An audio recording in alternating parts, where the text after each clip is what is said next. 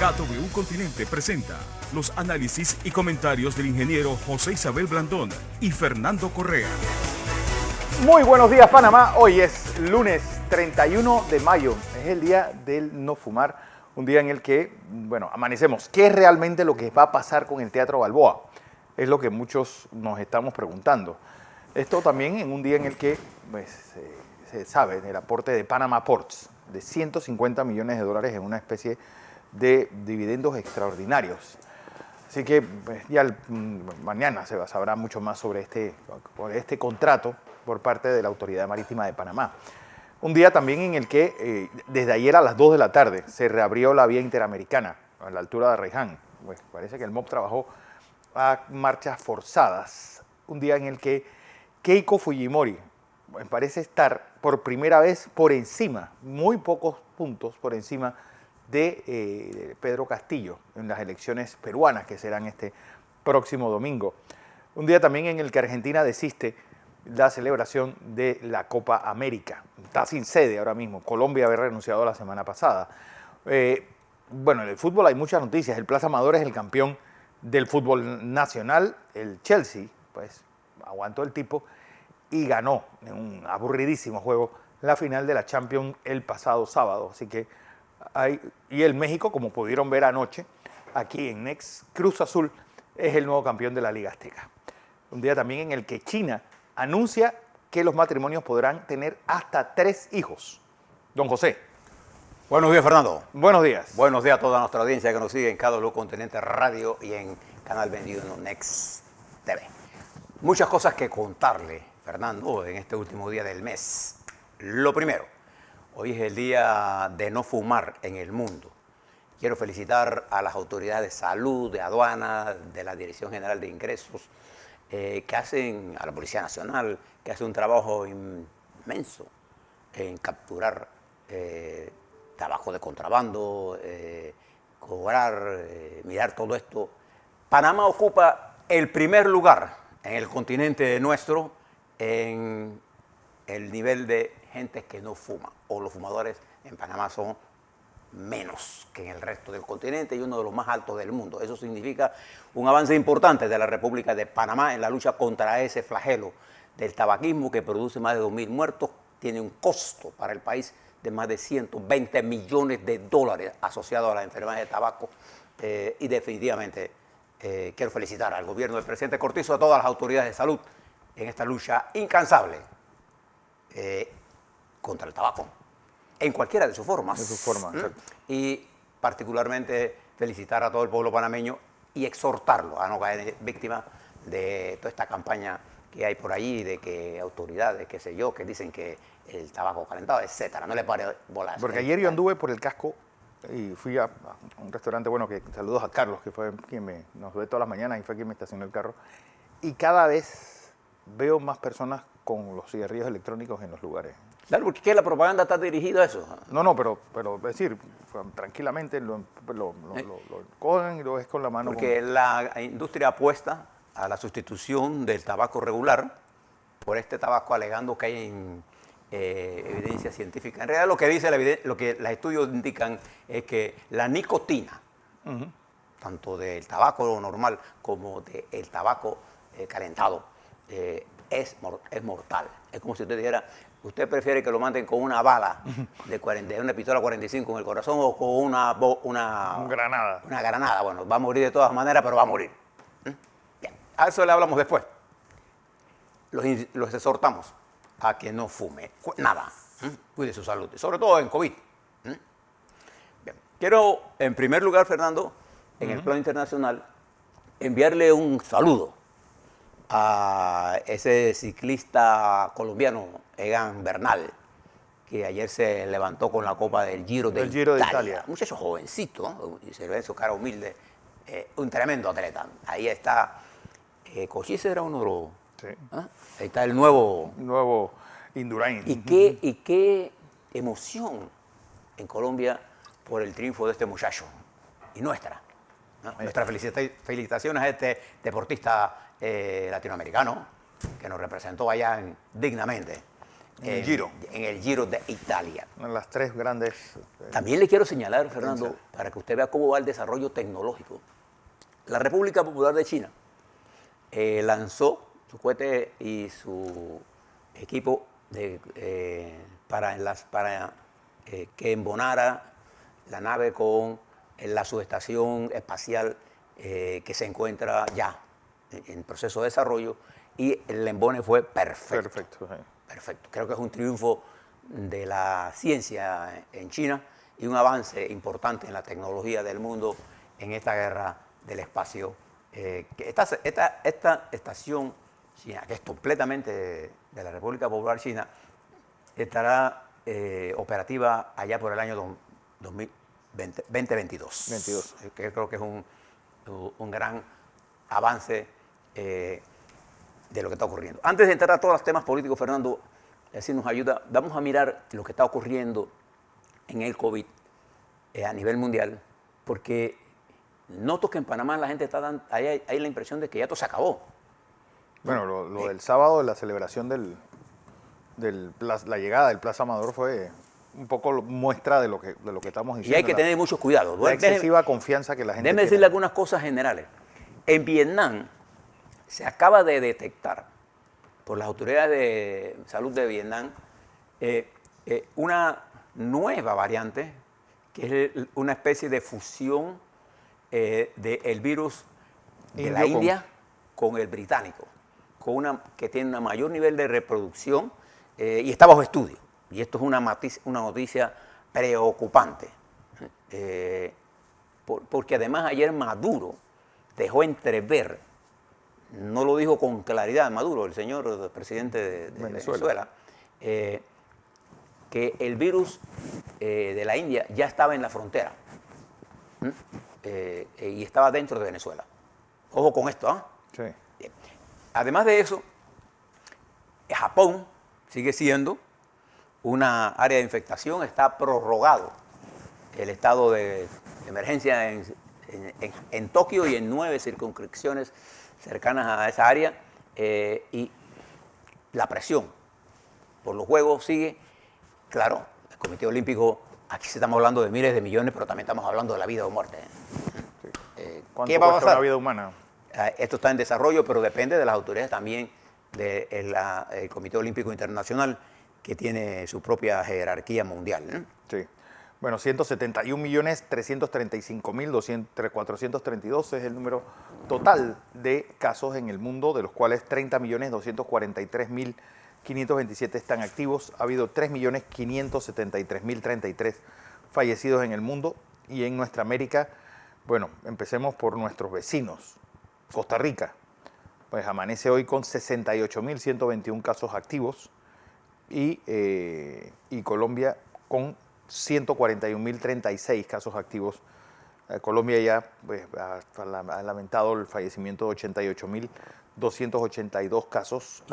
Y más de 3.300 casos positivos. Positivos, sí. Ayer tuvo, debe ser que sumaron el sábado y el domingo, porque ayer tuvo 20.128 casos, es decir, ya están las protestas pasándole factura a Colombia y rompe la barrera de los 500 fallecidos. Ayer 535. Es el caso de Colombia. ¿Y nos dio Costa Rica? Costa Rica, 68.121 casos. ¿Positivos? Activos. Nosotros tenemos 6.281, hemos pasado de 1,1 a 1,7. Ahora le cuento con las gráficas y usted mira lo que está ocurriendo. Los Estados Unidos a la baja, con una gran cantidad de la población vacunada doble y vacunada. Sigue siendo pues el gran, con 5.587.758 casos activos, pero lo particular es que ayer solamente tuvo 8.702 casos. ¿Qué nos está indicando esto? Y 137 fallecidos. Y fíjese qué nos está indicando todo esto. Que la pandemia sigue en desarrollo y que la mayoría de los países, incluyendo aquel gran productor de vacunas, que es la India, no tiene suficientes vacunas. No hay suficientes vacunas para el resto del mundo.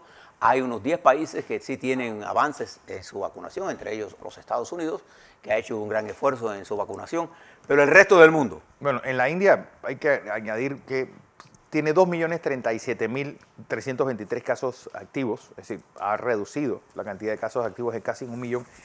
Y ayer pues ha reducido un tercio la cantidad de nuevos casos. Recuerden que la India llegó a tener 450.000 casos nuevos casos, ayer tuvo 153.000. Pero hubo 2.000 muertos.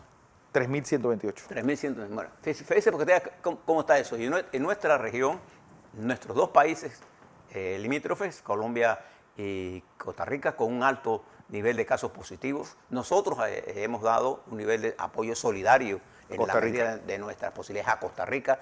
La situación en Colombia, unida a esta frontera sin control entre Venezuela y Colombia, con bajos niveles del lado de Colombia también y de Venezuela, de disponibilidad médica, la situación de Venezuela por la falta de recursos para atender es seria, y se une esto a lo que está pasando en Colombia. Mucha gente de Venezuela pasa y la frontera es muy móvil. Sí. Y esto hace que tanto en Colombia como en Venezuela el problema es grave. Y en nuestra región, Brasil, Argentina, Chile, Ecuador, Perú, se encuentran atrapados en una lucha muy seria frente a todo esto. Y le cuento que en Brasil, este fin de semana, Fernando, y estemos televidentes, decenas de miles de brasileños en más de 170 ciudades, incluyendo los grandes centros como San Pablo y Río de Janeiro, hubo manifestaciones en contra de Jair Bolsonaro. Unos pidiendo un enjuiciamiento al presidente y otros pidiendo más apoyo para atacar el COVID-19, la enfermedad. Recuerde que el Departamento de Sanidad rechazó 70 millones de vacunas rusas. Por razones todavía inexplicables, Brasil se quedó sin 70 millones, agravando aún más la crisis sanitaria que vive el país, que ahora se torna política. Preste la atención, porque esta movilización, Fernando, del fin de semana me recordó cómo inició todo el proceso de movilizaciones en Chile, en Colombia. En Colombia, cómo pasó en Ecuador y en Perú. Creo que esto nos debe llevar a un nivel de reflexión. No hay vacunas. Creo que debemos nosotros en Panamá hemos tenido la capacidad de poder hacer contratos y están llegando vacunas en cantidades cada vez mayores, y las próximas semanas vendrán mayores. Nosotros superamos el 1.000.000 de personas vacunadas, pero tenemos que seguir vacunando. Ahora les doy las cifras y hablamos sobre esto. Quiero que tengan en cuenta que esto no se ha acabado. Porque además quiero que usted tenga en la mente lo siguiente. En la República de Panamá, los casos activos han subido a 6.281. Pero usted puede asumir que nosotros debemos adaptar, debe haber una cantidad de gente asintomática que no hemos detectado. Entonces usted puede asumir que los casos activos son mayores. Puede asumirlo sin ningún problema. Nosotros no detectamos todos los casos. Y si está subiendo, yo puedo asumir que la curva de ascenso es mayor. Entonces uno tiene que manejarse bien con todo esto. Afortunadamente, nosotros en Panamá hemos hecho un gran sistema de barrido. Somos uno de los países que más pruebas hemos hecho en la región Latinoamérica. Algunas noticias de carácter político urgente. Primero parto por decirles de Israel. En Israel, el líder Yair Lapid, que ganó, quedó de segundo en más asientos en el Parlamento, habría llegado a un acuerdo con Naftali Bennett, de la ultraderecha, para la formación de una coalición bien complicada y novedosa, en donde de la ultraizquierda, pero de la ultraderecha ortodoxa, hasta los moderados, pasando por la izquierda, los árabes, se formarían con un solo objetivo: destronar a Netanyahu del poder. Se espera que hoy, ayer hicieron los anuncios, se espera que hoy el líder de esta coalición, que el acuerdo sería que durante los 2 primeros años Bennett ocuparía sería el primer ministro, y los siguientes años le tocaría a el dirigente del partido Yair Lapid. Esto destronaría el poder de Netanyahu, quien ha montado una campaña en contra de este acuerdo, pero con todo. Estas dos personas que le estoy hablando, estos dos dirigentes fueron miembros del gobierno de él. Sí. Uno como ministro de Finanzas, Lapid, y el otro, Bennett, como ministro de Defensa. Y dice que que Bennett, dice Netanyahu, habría cometido el más grande fraude de la historia de Israel. No es porque se robó los votos, sino porque impulsa un gobierno de acto. Y fíjese que la guerra lo que ha traído es que la mayoría de los partidos de oposición al señor Netanyahu han pensado que lo principal es salir de Netanyahu. Y esa es la razón por la que se está produciendo, se podría producir. Ellos tienen hasta el martes a la madrugada, es decir, el miércoles, para anunciar un acuerdo. Una vez que se anuncie el acuerdo, se lo presentarán al presidente, y si llegan a ese acuerdo será sometido el gobierno a la consideración del Parlamento, y el Parlamento decidirá si le da un voto de confianza, y entonces se establecería y quedaría Netanyahu fuera. Eso es lo que ya está cocinado hasta hoy. ¿Será al final? No sabemos. Lo cierto es que la discusión gira en torno a que la división que ha creado Netanyahu por su insistencia de mantenerse tiene dividido a Israel, y esto no es bueno para Israel. No es bueno. Yo le he dicho, una quinta votación sería un relajo. Eso está ocurriendo en Israel, y preste la atención al desarrollo, porque este es uno de los países más importantes desde todo punto de vista militar, geopolítico, en esa región. Igual que todo lo que pasa en Arabia Saudita, en Irán, en Siria, todo eso es importante por lo que significa en el control tanto del petróleo como del estrecho de Hormuz. Está pasando en Israel en este momento. Otra cosa que está pasando es en Perú. Quiero que le preste atención a lo siguiente. Si usted va a los periódicos peruanos, en Perú hay una guerra sucia a extremos, sucia en el medio, de tergiversación. Entonces usted tiene que ir a los periódicos, porque estos números que le dio Fernando, por ejemplo, Fernando, estos números en realidad son al revés. La encuesta Ipsos, que se publica en los periódicos, usted vaya a los periódicos directamente, a La República, a El Comercio de Perú. En la encuesta Ipsos de votación, Pedro Castillo sacaría 52,1 y Keiko Fujimori 48,1, una diferencia en el margen de error. En algunos periódicos, en algunas redes aparecen las cifras al revés. Sí. Aparecen exactamente lo contrario. Exactamente lo contrario. Bien. También le doy la del Instituto de Estudios Peruanos, que dice que Castillo tendría 40,3 y Fujimori 38,9. La diferencia está en 1,1. Y hay otra encuesta que pone la diferencia en 2%. Datum, por ejemplo, la pone en 1%, menos de 1%. Datum, Castillo arriba. ¿Qué va a pasar? Normalmente cuando este tipo de votaciones son entre dos personas por un balotaje, esto es, comienza a cerrarse al final, y lo que va a determinar ahora el proceso electoral es las variables que determinan el proceso electoral en Perú. Y no son los debates, son las fuerzas anti-Fujimori y las fuerzas anticomunistas que han montado una campaña, cada cual por su turno. Entonces no se está discutiendo el tema central. Cada cual está proponiendo lo que le da la gana, pero la fuerza motriz está en otro lado. El COVID, y otra fuerza importante es cómo van a votar los pobres de Perú.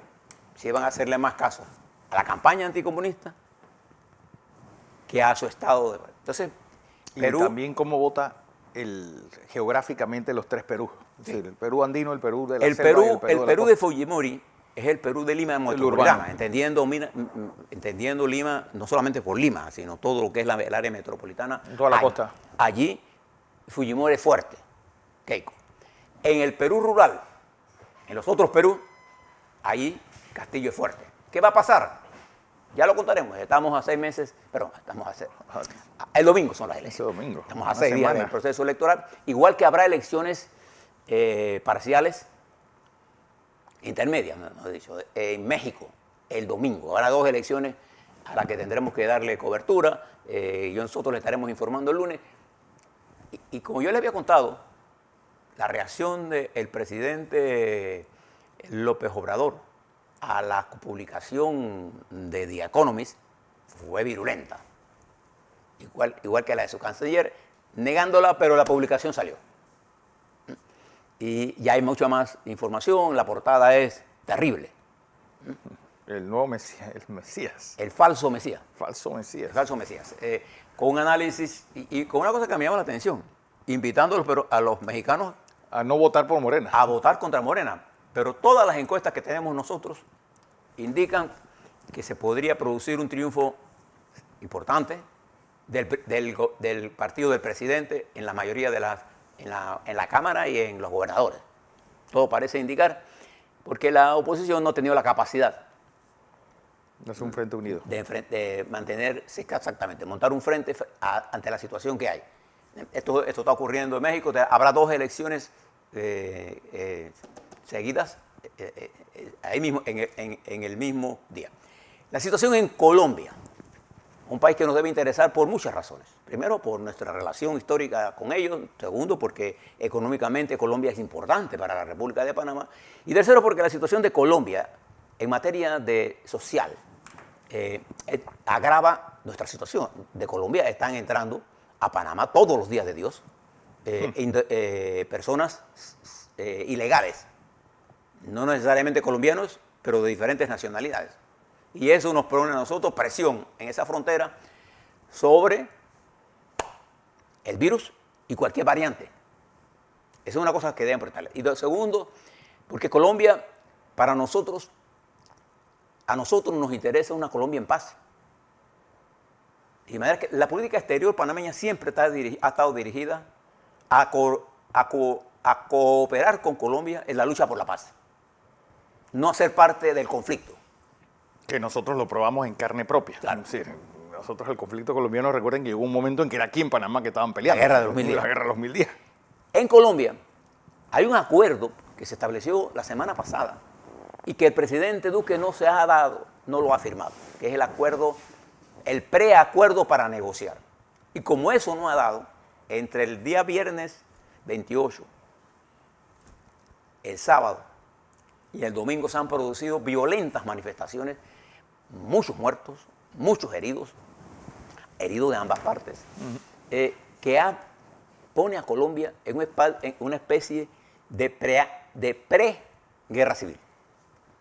Y creo que el presidente Duque o busca el diálogo rápidamente o esto se va a extender. Porque en las regiones donde estamos hablando hay áreas de Colombia, no sé, en donde se prendió el parlamento ese, es una área controlada por el narcotráfico. Toda la costa Y en pacífica. Colombia hay mucha gente armada, paramilitares, guerrillas que salieron de ahí, que además no son ninguna guerrilla, son Un cártel más. un cartel más, gente armada, y es difícil. La situación de Colombia es bien complicada. Y solo le queda un camino al presidente, o busca la negociación y sentar al núcleo importante y aislar a los revoltosos para enfrentarlos conjuntamente. Y solo es el diálogo. Por eso nosotros felicitamos al presidente Duque cuando impulsó el diálogo, pero no lo ha firmado. Los preacuerdos no los ha firmado. Y entre más lo demore, más se complica la situación. Preste la atención a lo que está ocurriendo en ese país. También la situación de Bielorrusia, para saltar a otro lado. Después de lo que hizo Lukashenko, de capturar el avión, para capturar 2 disidentes, ha generado una ola de ataques de la Unión Europea, de Inglaterra y de los Estados Unidos. Y ahora en el mapa aéreo de Europa ha cambiado, porque han prohibido que Bielorrusia vuele Se huele sobre Bielorrusia. sobre Europa. Y esto ha creado una situación que el presidente Putin se reunió con Lukashenko. Y el temor ahora es que Bielorrusia pase a ser un protectorado ruso. Esa es la situación, cómo se va generando por una acción que este presidente consideró, él le llevó a Putin todas las pruebas que dice él tener. ¿Usted recuerda que una vez Evo Morales, su avión fue detenido en Europa? Sí. Cuando se dijo que él llevaba a Assange y lo obligaron a bajar. Y él bajó en Suiza. Sí, ¿te Assange. acuerdas? Y el presidente Putin utilizaba esto como un elemento de que esto ha ocurrido en Occidente. En Occidente, bien. Sí, eso es lo peor de todo, cuando Rusia empieza a hablar de Occidente, cuando la mitad de su territorio está en Occidente y los rusos blancos son europeos, no son asiáticos. Hay dos cosas que yo quisiera que usted le prestara atención. Es el incremento de la luz de la violencia en los Estados Unidos con los tiroteos, más de 50 en los últimos, en todo lo que va de abril a mayo. Y el último fue el fin de semana en Miami-Dade, en donde unas personas venían en un carro, se bajaron, dispararon ante un evento, mataron a 2, hirieron a 10 y se dieron a la fuga. O sea, estos son asesinatos ya por maldad. Ya no es que hay, y hay quién sabe qué tipo de... Pero preste la atención a esto que le voy a decir. El fin de semana, particularmente el viernes a sábado, se descubrió en la Columbia Británica, en una escuela... una especie de orfanato. En una escuela, por aquí apunté el nombre, de una escuela en el área de Kamloops, cerca de Columbia Británica. Columbia Británica es uno de los estados más bonitos y más prósperos también. Pero allí, en una de esas escuelas en Kamloops, se encontró una escuela con 200, bueno, una escuela abandonada, 215 niños en una fosa común.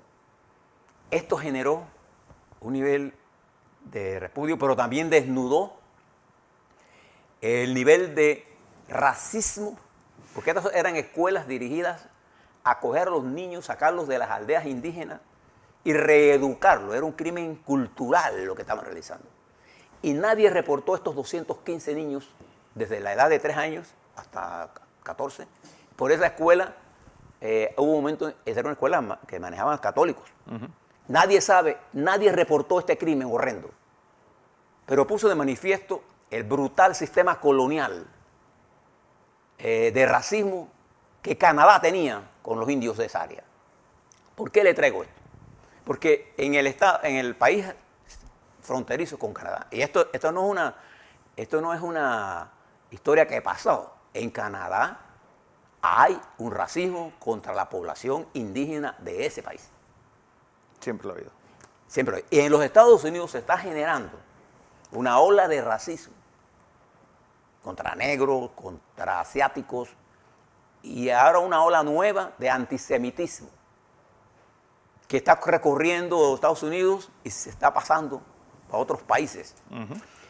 Entonces, ¿por qué es importante esto? Nosotros en Panamá, que somos un crisal de razas, nosotros no podemos caer en políticas racistas. Porque no hay nada más odioso, ¿no?, que discriminar a alguien por el color de su piel, o porque viene o porque es judío, o porque es negro, o porque es amarillo, o porque es de ojos rasgados, o porque es chocolate. No. Y esto está creciendo en el mundo en la medida en que nosotros estamos buscando responsables universales de un problema que nosotros todavía no sabemos. Las confrontaciones entre las grandes potencias están impulsando nuevas confrontaciones regionales. Usted recuerda, Fernando, la masacre en Ruanda, una acción racial. Es más, hoy se cumplen 100 años de la masacre en Tulsa, cuando una banda de blancos asesinó en Greenwood, Tulsa, a una de las comunidades que se conocía como el Wall Street negro, era una comunidad próspera negra. Y porque un joven, supuestamente negro, había... violado. No, todavía no está claro. Hubo un incidente con un negro y una blanca. Se armó en la noche una banda de blancos que asesinaron, quemaron y destruyeron. Se calcula más de 300 muertos y todo el pueblo ese fue quemado. Uno de los actos de racismo más violentos de los Estados Unidos. Y de ahí surge todo esto. Bueno, no olvidemos que en la presidencia de Estados Unidos en ese momento estaba Woodrow Wilson, quien era racista por antonomasia, es decir, su familia fue tratante de esclavos, él venía de Virginia, y siempre se opuso, incluso cuando volvieron las tropas de Europa de la Primera Guerra Mundial, a que volvieran a tener puestos y volviera a haber es decir, el Partido Demócrata era el partido racista por excelencia, no olvidemos eso. Y es por eso importante que la lucha por la democracia, la lucha por los derechos humanos, la lucha por el respeto a la opinión, cobra mayor importancia, porque sin tolerancia lo que se produce es esto. Y por eso cuando hablamos del mundo internacional, debemos ser tolerantes para evitar la discriminación racial y la discriminación y los prejuicios de toda naturaleza. Eso no quiere decir absolutamente nada, que no somos alerta a la lucha contra la corrupción, a la necesidad de la distribución de la riqueza, al poder el poder absoluto que han tenido, digamos, las grandes corporaciones farmacéuticas, tabaqueras, banqueras del mundo, ¿no? Tenemos que mirarlo con cuidado. Lo que tenemos que actuar es con un nivel de inteligencia. A la vuelta, quisiéramos hablarle, Fernando y yo, de lo que está pasando en el COVID panameño. ¿Qué dicen nuestras cifras? ¿Cuál es el cálculo del ERT nuestro? ¿Qué dicen las variables epidemiológicas del comportamiento del COVID aquí y de lo potencial? Queremos hablarle sobre algunas cosas que están ocurriendo en el país. Esto que hablaba Fernando de la decisión de la Junta Directiva de la Autoridad Marítima de solicitar a la Autoridad Marítima que extienda el contrato de Panama Ports. Queremos hablarle sobre algunas cosas importantes que están pasando. El partido panameñista, Fernando, anda a toda mecha por todo el país, promoviendo la organización, capacitación y la lucha por una nueva constitución que también se está levantando en Guatemala. Todas estas cosas que tienden a modificar la dinámica del país. A la vuelta.